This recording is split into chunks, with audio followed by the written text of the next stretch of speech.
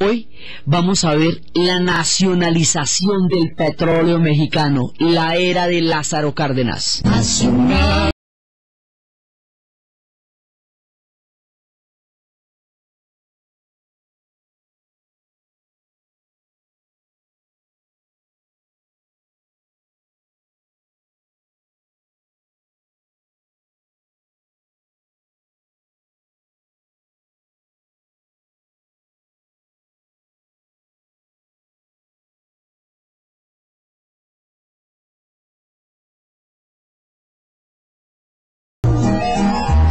La vez pasada estábamos viendo cómo el personaje de la muerte de Artemio Cruz representa, por un lado, representa los ideales de la Revolución Mexicana, pero también un hombre que se acomodó, que se metió en el poder, que utilizó a una hacendada, a una rica heredera para hacerse con la hacienda, y que una vez que logra coronar sus ideales se desprende de todo lo que fueron sus sueños. O sea, logra sus proyectos pero pierde los sueños, y de cómo su hijo, que sí conserva los sueños vivos, va a morir peleando en la Guerra Civil Española. Estábamos viendo eso y estábamos contando que van a llegar los republicanos. Están llegando los españoles en este momento, los refugiados republicanos. ¿Por qué y de qué manera? Resulta que aquí se va a formar un lío muy grande en el cual México va a tener un papel importantísimo. México, como es el resultado de una revolución, es naturalmente por su propia evolución un proyecto completamente antifascista. Entonces eso va a hacer que tenga una política muy clara en cuanto a la apertura. Por eso es que a México va a llegar Trotsky, por eso es que México va a apoyar a los republicanos en la guerra civil, primero a la República, y cuando estalla la Guerra Civil Española, cuando va a estallar entre los republicanos, que eran los anarquistas, los socialistas, los comunistas, y los republicanos moderados, y los de los nacionalistas, que era el clero, la iglesia y el ejército, comandado por las tropas de Franco, que había hecho la rebelión el 18 de julio de 1936. Cuando estalla la Guerra Civil Española, México toma claramente partido por los republicanos, y va a mandar hombres, y va a mandar armas, y va a quedar profundamente comprometido con la Guerra Civil Española. Allá va a estar, en uno de esos lugares va a estar Octavio Paz, allá van a llegar los brigadistas internacionales. O sea, estos brigadistas, que son toda esa cantidad de voluntarios que van a llegar de todas partes del mundo a apoyar a la República, porque la República era la utopía, era el último pedazo que quedaba de esa confrontación entre el socialismo y el fascismo, que había empezado en Alemania y que se había extendido por todas las diferentes jóvenes repúblicas de Europa, que una a una fueron cayendo.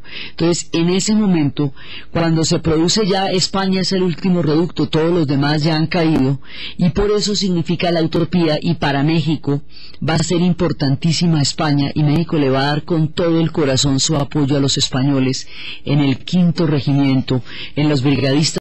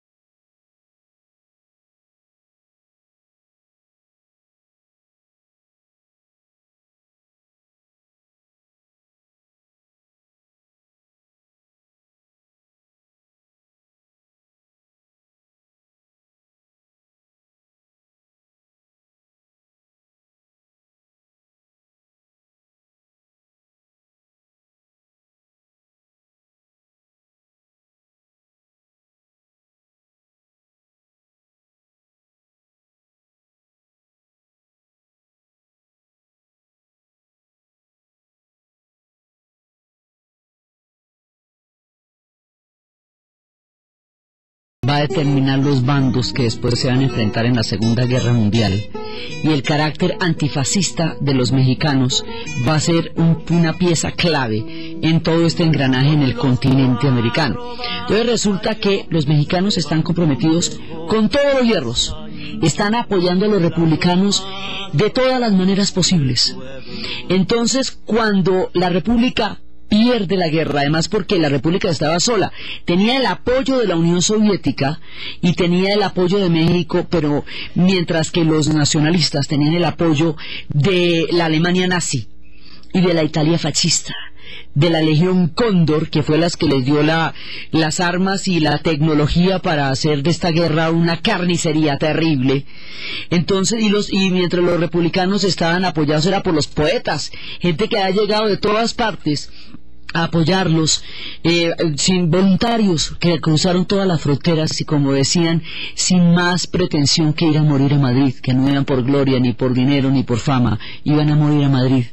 Entonces, allá estaban todos los poetas, todos los intelectuales, y allá, como estamos diciendo, estaba Octavio Paz. Mientras tanto, en México, Frida está haciendo campaña por la República, Frida Kahlo, toda la gente está haciendo campaña por la República. Laura Díaz, el otro personaje de la otra novela de Carlos Fuentes, está haciendo campaña por la República. Todo el mundo está apoyando a la República en México, y en 1939 la República es derrotada. Y ya en ese momento ganan las fuerzas de Franco con el apoyo de la Legión Cóndor, ganan las fuerzas de Franco. Los republicanos van a quedar en una derrota terrible, porque como esta era una guerra civil de tanto nivel de polarización, no va a haber vida para ellos en España, entonces van a tener que irse. Pero se tiene 1 millón de exilados, 1 millón de muertos en 3 años y 1 millón de exilados.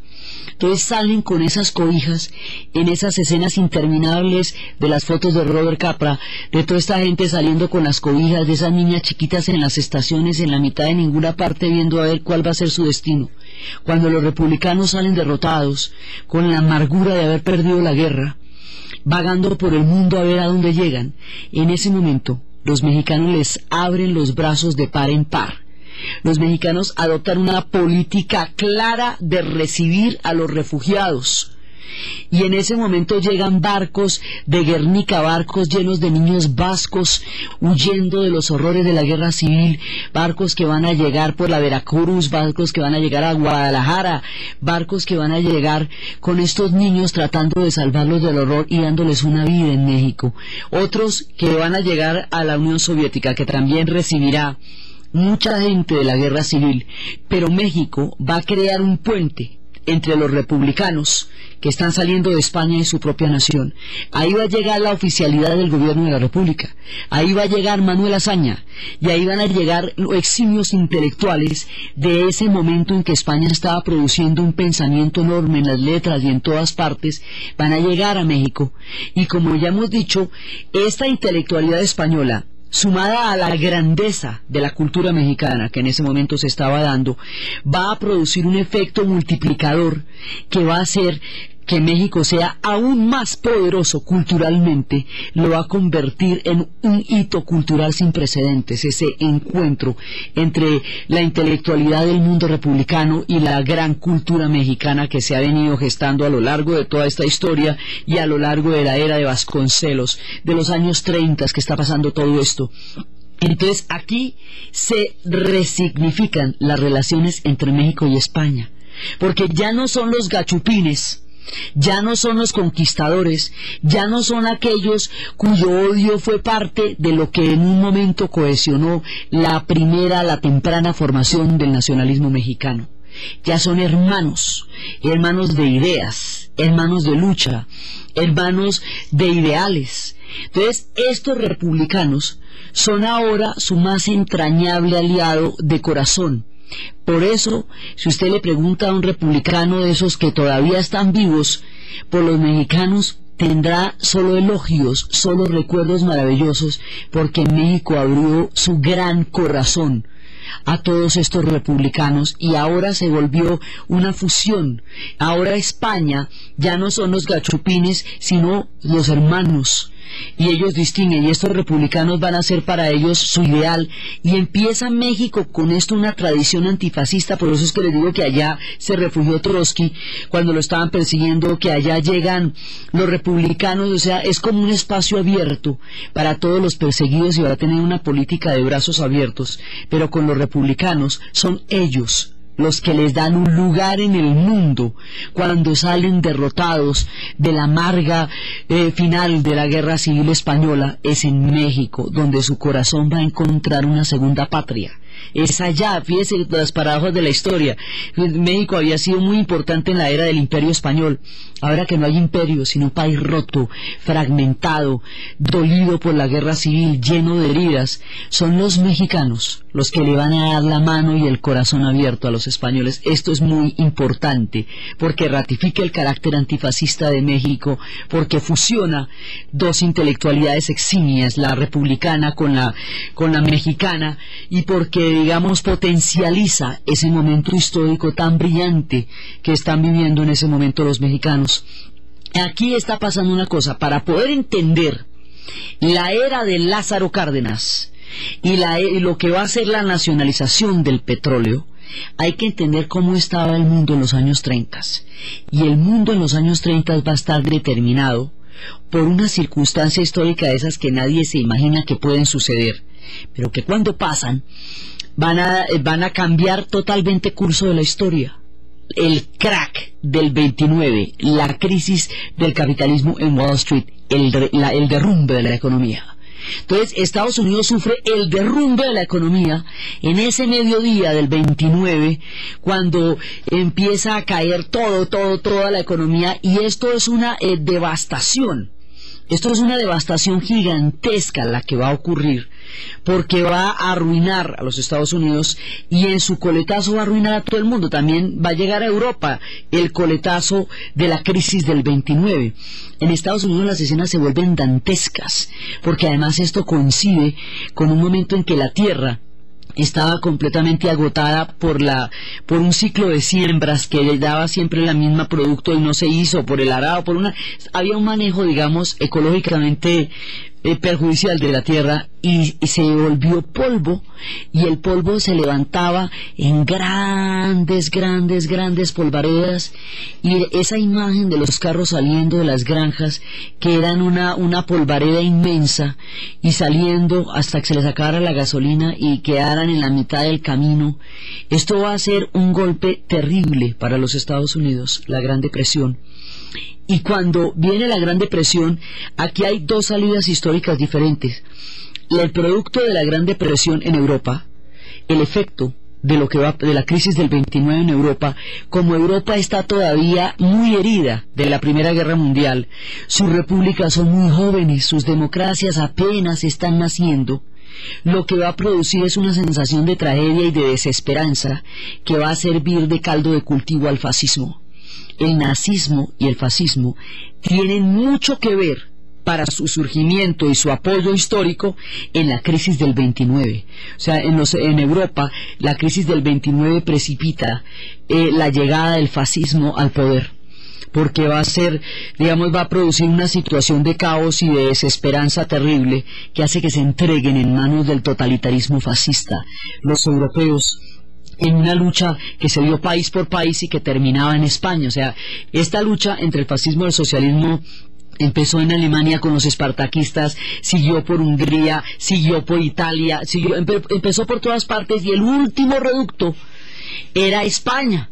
Cuando en España gana Franco, ganan las fuerzas del fascismo, pues ya Europa está casi, digamos, preparada para la Segunda Guerra Mundial. Ya se están desatando esas fuerzas. La Guerra Civil Española termina en julio del 39, y el 1 de septiembre de 1939 estalla la Segunda Guerra Mundial. Entonces, si bien Europa vira hacia el fascismo como reacción al cataclismo económico de la crisis del 29, en Estados Unidos va a pasar otra cosa completamente diferente. En Estados Unidos va a subir al poder un hombre que se llama Franklin Delano Roosevelt. Este Franklin Delano Roosevelt es un gran estadista, es un hombre de verdad que le cabe el universo en la cabeza. Este tipo va a transformar las relaciones y de América Latina con Estados Unidos, y va a crear al interior de su país una cosa que se llama el New Deal, el nuevo trato.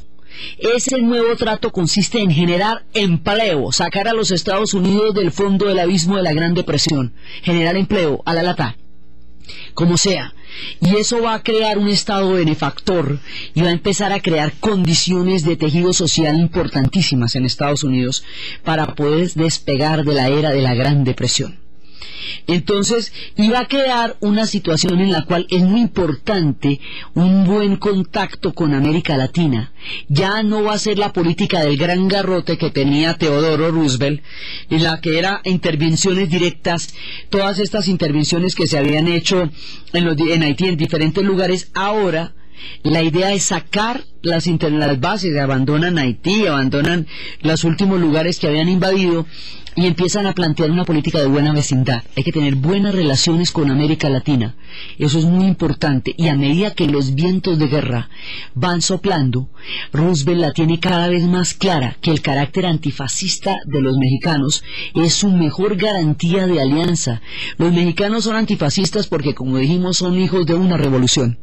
Y en la Primera Guerra Mundial los alemanes les habían pintado pajaritos en el sentido de que si los apoyaban ellos podrían levantar a los mexicanos contra los Estados Unidos para recuperar los territorios que les habían arrebatado en la guerra de Estados Unidos con México. Con eso llegó a coquetearles a Alemania, y los mexicanos nada, por mucha que fuera la bronca, son nada.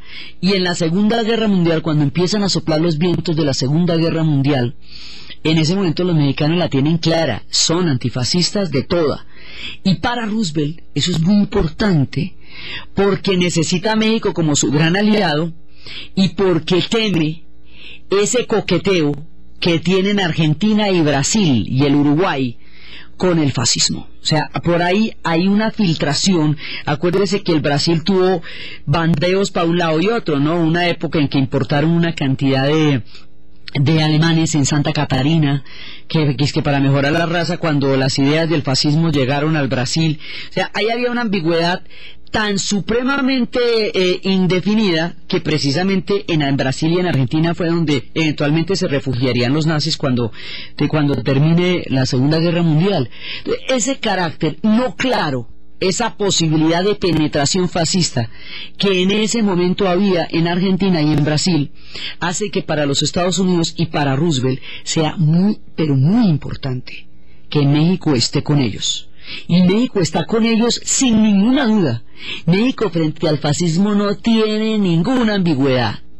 Y entonces eso va a determinar una alianza importantísima. La relación entre México y los Estados Unidos es una relación de amores y odios. Ahorita vienen los amores, estamos de picos, porque somos aliados incondicionales contra el fascismo, y porque para Roosevelt la buena vecindad con México es un plan fundamental de su estrategia continental. Es que el Roosevelt la ve venir, sabe lo que va a venir y se está exponiendo las pilas. A él no lo cogen fuera de base, porque el hombre sabe de qué va todo y sabe el papel que México está cumpliendo. Entonces México y Estados Unidos están en ese momento de corazón.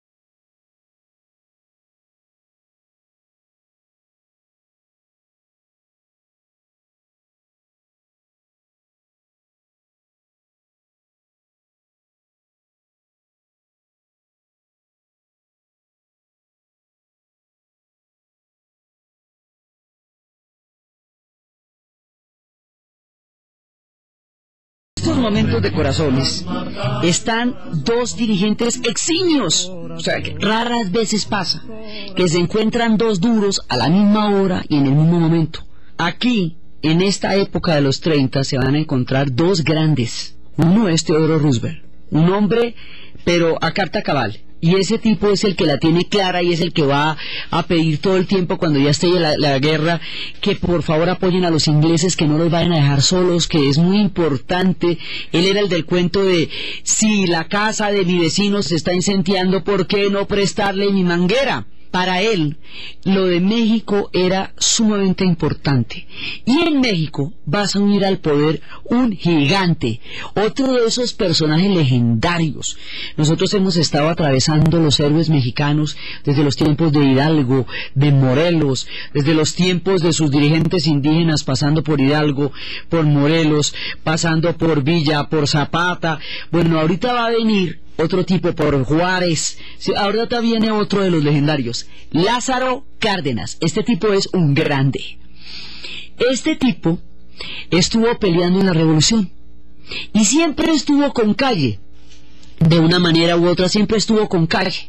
Fue también, y fue brillante, o sea, en la revolución él va a ser el general a los 25 años, es un tipo muy interesante, es un tipo autodidacta, apenas si tuvo educación primaria, pero él leyó libros toda la vida y se convirtió en una persona ilustrada a pulso, se hizo a sí mismo, fue un hombre de la revolución, un hombre de una integridad impresionante y un hombre de una lucidez y de una genialidad que ya les voy a contar. Este tipo es que se tengan de lo valiente. Entonces resulta que este tipo siempre estuvo con Calle, que es el único que va a sobrevivir a la hora del té, Plutarco Elías Calle. ¿Se acuerda que Calle estaba desde los días de Obregón? ¿Estaba ya montado? ¿Se acuerda que va pasando primero Madero, luego viene Huerta Bueno, luego Carranza, luego finalmente va a terminar Obregón y Calle? Siempre nosotros decimos Obregón y Calle como una pareja, como un dueto, ¿cierto?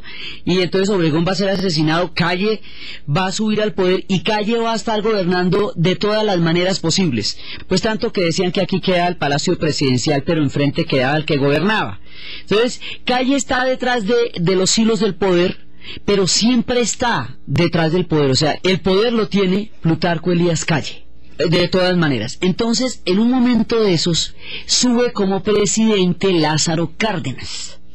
Cuando Cárdenas sube, a pesar de ser un protegido de Calle, se da cuenta que si él quiere gobernar, no puede gobernar con Calle, porque Calle siempre es el dueño del paseo. Entonces lo que hace es que lo saca del poder y lo exilia, lo manda para el exilio.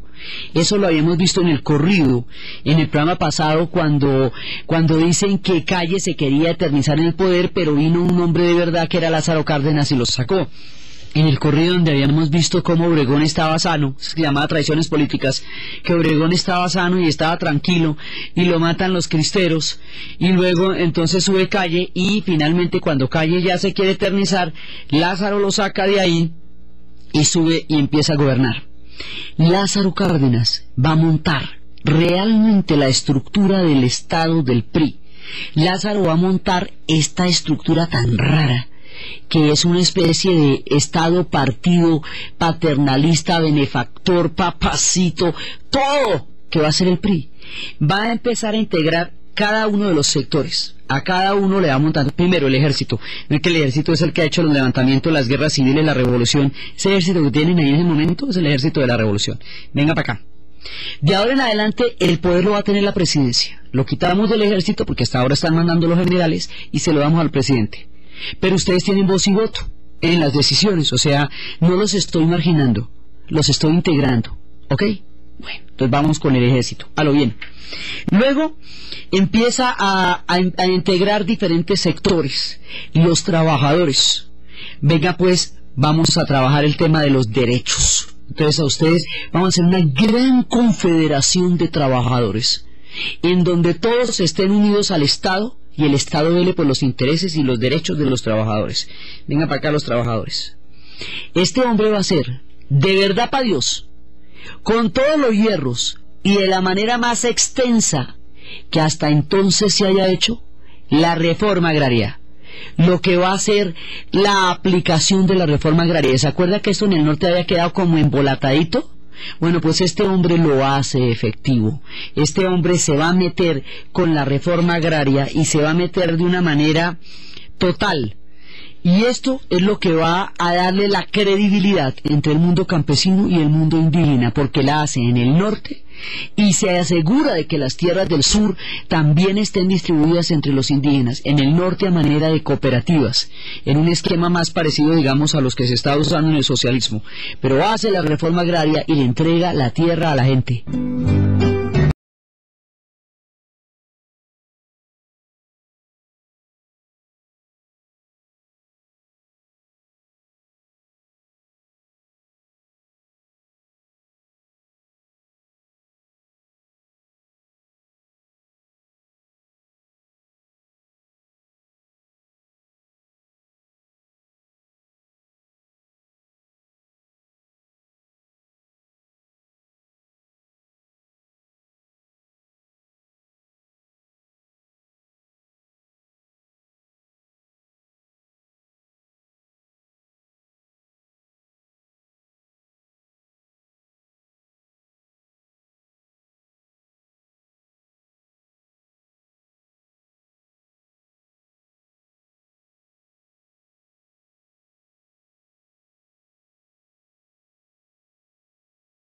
La reforma agraria, este hombre se va a notar un hit, porque ahí sí la va a hacer de verdad.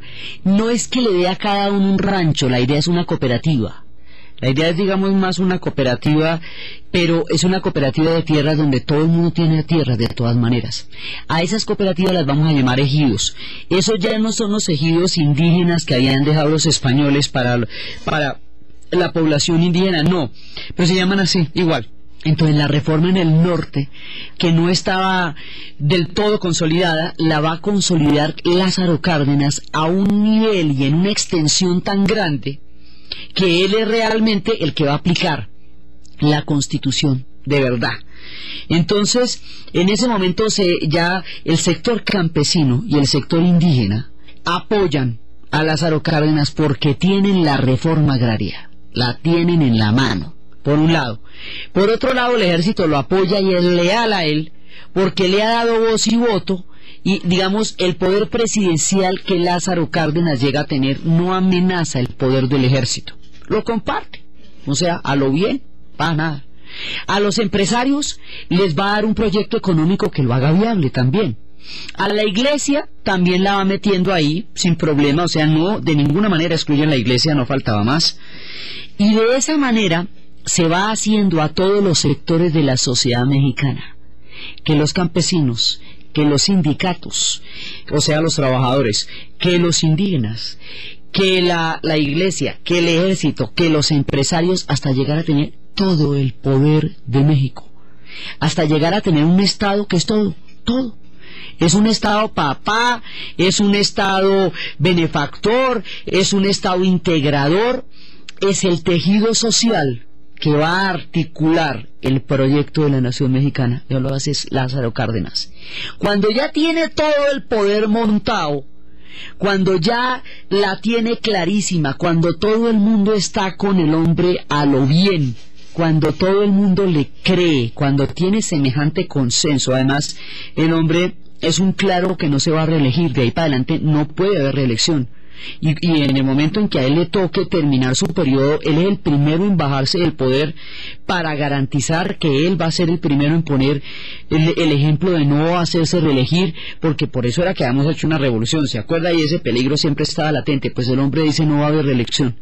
Pero cuando ya tiene a todo el mundo en sus manos, cuando ya logra articular alrededor de sí mismo y el Partido Revolucionario Institucional, este partido va a hacer todo. Por eso les digo que es muy raro, porque es un partido que además es Estado, pero sí es autoritario, digamos, pero no es fascista, no o sea, pues sí es vertical en la medida en que pues el partido manda todo, pero como el partido integra a todo el mundo dentro de la sociedad, finalmente no hay nadie que no derive sus intereses y sus derechos de la existencia misma del partido. Eso es un caso único en México, pero allá funciona de esa manera, funcionó casi todo el siglo XX, casi 80 años funcionó así. Cuando el hombre hace eso, se va a lanzar a la tremenda, y la tremenda es aplicar la Constitución. Entonces, con la Constitución ¿se acuerda que era la reforma agraria? Listo, se le tiene. La empezaron a hacer una huelga. Lázaro Cárdenas había sido gobernador de las zonas petroleras durante el tiempo en que gobernaba Calle. Entonces el hombre sabía cómo era la cosa con las multinacionales. Y el hombre sabía cómo eran las petroleras de difíciles para tratar con la gente. Y el hombre se la sabía y, mejor dicho, tenía la jugada clara. Y entonces, en ese momento, el petróleo ya es muy importante. Inglaterra ha tomado la decisión de la vida: cambiar la fuente energética. Cuando Inglaterra cambia en su naval, en su gran naviera, los buques de carbón por buques de petróleo, el petróleo ha entrado en la era en que va a mandar el mundo. Porque Inglaterra, en ese momento, era el mundo entero. Era el Imperio Británico en su esplendor. Entonces va a tener intereses en todas partes. Entonces va a tener intereses en el Medio Oriente, en todos lados. Y el mundo empieza a ser mandado por lo que llaman las 7 hermanitas, que son dos, la Anglo-Persian y la Shell en Europa, y el resto son norteamericanas. Entonces está la era del petróleo, pero los norteamericanos encontraron petróleo en Estados Unidos. Paradójicamente lo encontraron en Texas y en Oklahoma, o sea, territorios que antes eran de México. Ahí mismo va a haber petróleo. Todos los mexicanos dicen, bueno, si hay tan cerquita, pues debía haber acá. Mientras que Inglaterra, como no es una isla, ella va buscando por el mundo entero de dónde va a conseguir el petróleo. Y por eso es que se va a apoderar del Medio Oriente, y por eso es que le van a hacer zancadilla al Imperio Otomano. El petróleo va a determinar la caída del Imperio Otomano.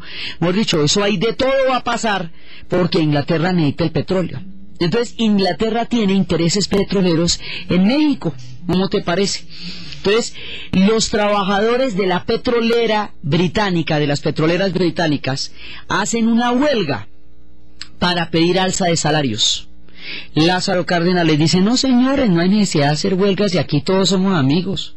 Venga, ¿sabe qué? Hagamos una comisión para que vaya y hable con las petroleras y evalúe si las petroleras, dentro de su rentabilidad, pueden subirle a ustedes los salarios sin empezar a experimentar pérdidas, y de esa manera, directamente con la petrolera, vamos a arreglar el tema de los salarios, y usted no me da la huelga a mí, ¿me entiende? Yo más bien voy directamente con la petrolera. Van a nombrar a un personaje que dirige esa comisión. Ese tipo es importantísimo. Se llama Silva Herzog. Ese hombre va a hacer a la economía mexicana el equivalente de Vasconcelos a la educación en México.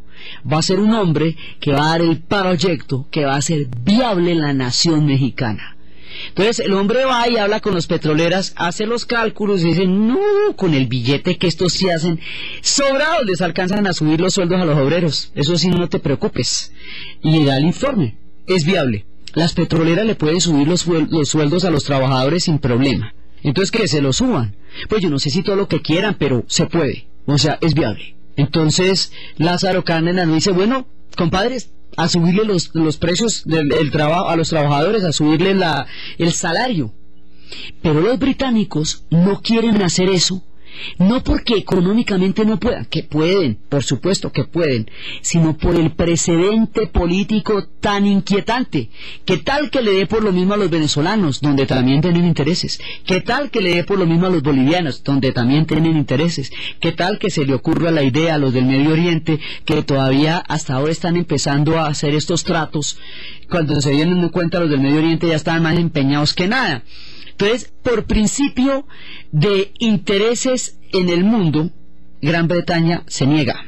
Entonces ahí empieza un pleito, y entonces Lázaro Cárdenas dice, no, bueno, entonces ¿cómo vamos a hacer? Entonces ahí empieza un pleito, que sí, que no, que tales, que no sé qué, y en ese momento Lázaro Cárdenas toma la decisión más importante del mundo, y es que sale por la radio de su momento, pues. En la radio donde se ha transmitido el siglo XX, en la radio donde escuchamos en su momento la declaración de la Segunda Guerra Mundial de Chamberlain, en la radio donde se definirían más adelante la consigna para la Revolución de los Claveles, que terminaría con la dictadura en Portugal, en la radio va a salir la declaración más importante y trascendental del México moderno. El presidente Lázaro Cárdenas se levanta por la mañana de aquella noche que les digo que no debió haber dormido ni poquito, y anuncia por la radio que acaba de nacionalizar el petróleo en México. Mira, te digo, aquello fue tenaz, como un rayo, ¿me entiende? Entonces todo el mundo, ¿cómo? Pues a ver, va a nacionalizar el petróleo mexicano. ¿Por qué? Porque hay un artículo de la Constitución que dice que México es dueño del subsuelo, ¿no ve? Y el petróleo está en el subsuelo. Cuarto punto de la Constitución de 1917. Ya la aplicamos todita, la reforma agraria se le tiene, ya la está haciendo en el norte. La separación entre el Estado y la Iglesia, lo hicimos ya. La alfabetización también. Ahora viene la parte que les digo, la nacionalización del petróleo. Y en ese momento la cosa es de tal tamaño que la Gran Bretaña rompe relaciones con México. Pues bueno, a ver, ¿qué le vamos a hacer? Pues se va. La amenazan con el bloqueo más impresionante, que de ahí no salga un barril. Las 5 corporaciones norteamericanas se paran en las pestañas y dicen qué van a hacer. Pero Roosevelt, y aquí va nuestro cuento, Roosevelt tiene mucho más interés en la alianza estratégica con México como un bloque antifascista que en los intereses de las compañías privadas, porque dice, bueno, qué pesar con ellas, cierto, pero lo que pasa es que yo sí necesito a México aquí conmigo, hombro a hombro, porque la que se viene es mucho más brava que los intereses de estas compañías con el petróleo, así que mejor dicho que se defiendan como puedan, qué caray. Mientras que las compañías, la Anglo-Prussian no es una compañía privada de Inglaterra, sino que depende directamente del almirantazgo, y eso está ahí con el MI5, y mejor dicho, es parte del poder mismo del Imperio Británico. En Estados Unidos son compañías privadas. Entonces Roosevelt dice, a mí me va a pesar con ustedes, pero primero mi primaria, aquí con México toca lo que se necesite.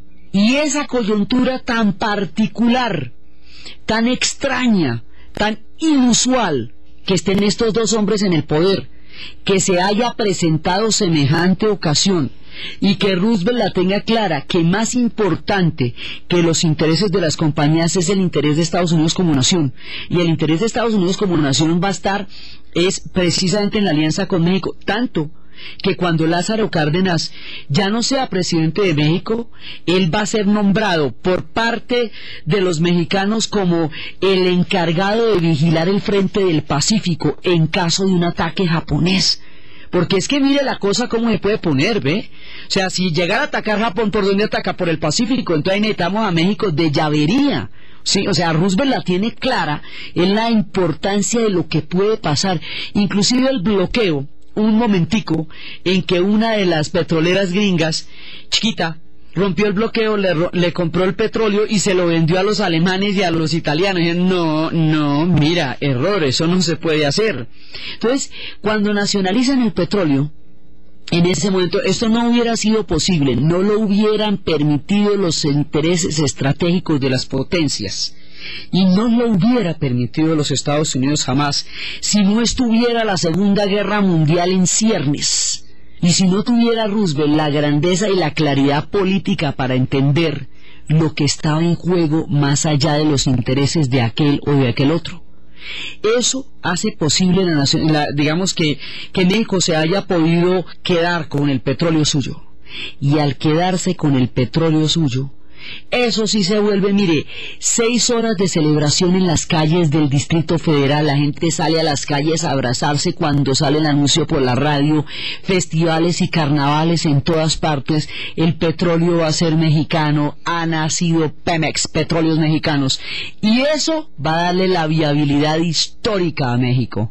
Y este Silva Herzog va a ser el hombre que va a montar el modelo económico de sustitución de importaciones, que México se financia a sí mismo. No produce tanto petróleo como para el mundo, pero sí para los mexicanos.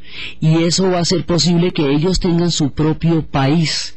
Y eso le va a dar un orgullo a los mexicanos, que ya estaban picaditos, que ya estaban muy contentos, pero el ser capaces de ser dueños de sus propios recursos y de su subsuelo, el haber aplicado la Constitución como toca y el haber hecho la reforma agraria y el tener el petróleo, va a hacer que el nacionalismo mexicano se consolide en un proyecto económico y en un proyecto nacional viable, y que la cultura mexicana sea para ellos aún mucho más adorable, mucho más entrañable, mucho más certera, mucho más cercana.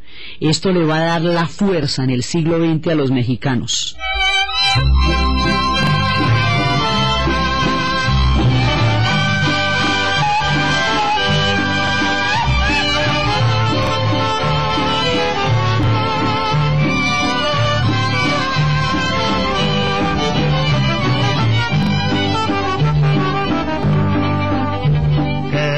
bonito es el que dice que naiga que lo formo, que por sus orillas tiene de qué acordarme yo. Camino de San Ignacio, camino de San Javier, no dejes amor pendiente.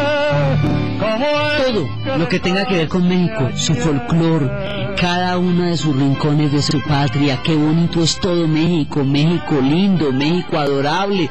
Ellos, no dicho, si son nacionalistas con la nacionalización del petróleo, lo que pasa es que se enamoran de México los mexicanos.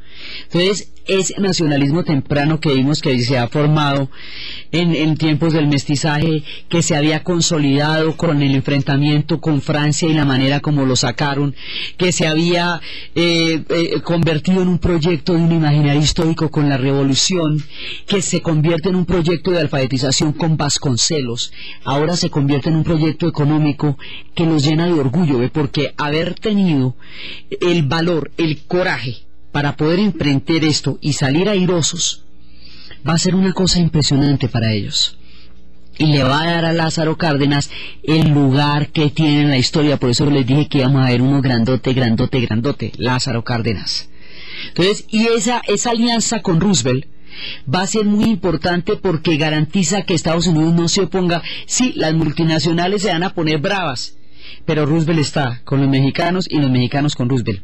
Ahí es cuando van a hacer un trato, y ese trato significa que van a estar aliados, de verdad van a estar aliados, y van a estar aliados de una manera tal que muchísimos mexicanos van a ir a pelear en la Segunda Guerra Mundial. Los mexicanos han estado presentes en la historia de los Estados Unidos en muchas ocasiones y en sus guerras también en sus libros. Lo que pasa es que no aparecen en sus libros de historia, pero sí murieron con ellos y pelearon con ellos en los Estados Unidos. Se fueron para la Segunda Guerra Mundial y murieron en Europa con los norteamericanos peleando los mexicanos. Ahora, aquí va a haber otro tema que es fundamental, digamos, de esta alianza, y es que cuando la Segunda Guerra Mundial estalle, o sea, todo esto es para cuando estalle la Segunda Guerra, Roosevelt la tiene clarísima, y en el momento en que le toque a Lázaro Cárdenas bajarse del poder, se baja del poder Lázaro sin problema, y es cuando el mismo gobierno mexicano que sigue después lo va a nombrar el encargado de defender el frente del Pacífico en caso de que atacaran los japoneses, porque como no sabemos hasta dónde llegue la guerra, Estados Unidos interviene, pero no sabe cómo va a salir eso, ni por dónde van a atacar, ni qué va a pasar, nada. Se mete y todavía eso estaba todavía estaban sin definir muchas cosas. Mientras los Estados Unidos tiene todos los hombres en el frente, peleando en el norte del África, peleando en Italia, peleando en Francia, mientras todos los hombres están en el frente, las mujeres están en las fábricas. Las mujeres van a salir de los campos, van a salir de sus casas, van a salir de sus cocinas, van a sacar los pantalones de los maridos que están colgados en el closet y se los van a poner para ir a trabajar a las fábricas. Las mujeres van a construir el armamento. ¿De dónde cree que salen los tanques? ¿De dónde cree que salen los cohetes? ¿De dónde cree que salen los aviones? Son las mujeres con sus propias manos haciendo el armamento que Estados Unidos va a utilizar para ayudar a Europa a derrotar a los nazis. Y la intervención de los Estados Unidos, como la vimos en su debido momento en las guerras mundiales, fue definitiva. Mientras tanto, ¿quién se encarga del campo? ¿Quién se encarga del campo? Las mujeres están en las fábricas, los hombres están en el frente. ¿Quién se encarga del campo? ¿Quién garantiza la comida en los Estados Unidos? Los mexicanos. Entonces, por esta alianza, los mexicanos van a cultivar las naranjas, van a cultivar los viñedos, van a pasar masivamente la frontera para darle una mano a los Estados Unidos en el momento en que está enfrentando la Segunda Guerra Mundial. Y eso es lo que le permite a los Estados Unidos tener cómo enfrentar semejante guerra sabiendo que en casa las cosas están funcionando, porque ellos, como la guerra no sucede en su territorio, pero ellos tienen que ir a poner el pecho para poderle dar el quiebre que se necesitaba para poderle ganar a los nazis. Entonces en casa las cosas tienen que funcionar. y en casa funcionan las cosas, en una parte importante, pues los mexicanos están en el campo. Entonces ahí nos vamos a juntar con unos que estaban allá desde siempre, que nunca se fueron en el momento en que Estados Unidos se llevó los territorios mexicanos. Entonces, ahí hay una gente que quedó, 4 gatos, pero hay que quedaron, como Anthony Cunha en Un paseo por las nubes, ¿se acuerda? Ese tipo tenía un viñedo allá de varias generaciones antes, como en una película que se llama Mi Familia, que es una saga de la historia mexicana. Hay un tipo tan viejo que le decían el Californio, porque estaba allá desde cuando eso era mexicano. Bueno, ahí había un combo original, que siempre ha estado ahí. Pero va a llegar una cantidad de gente, una cantidad increíble de gente, atravesando la frontera, en un pacto. Estados Unidos se lleva a esos trabajadores porque necesita braceros, necesita soldados en el frente, todos los que se puedan, braceros en el campo, todos los que se puedan, necesita toda la ayuda que se le pueda dar, y es México el que le va a dar la ayuda. Y eso es lo que va a llevar tanta gente a la frontera.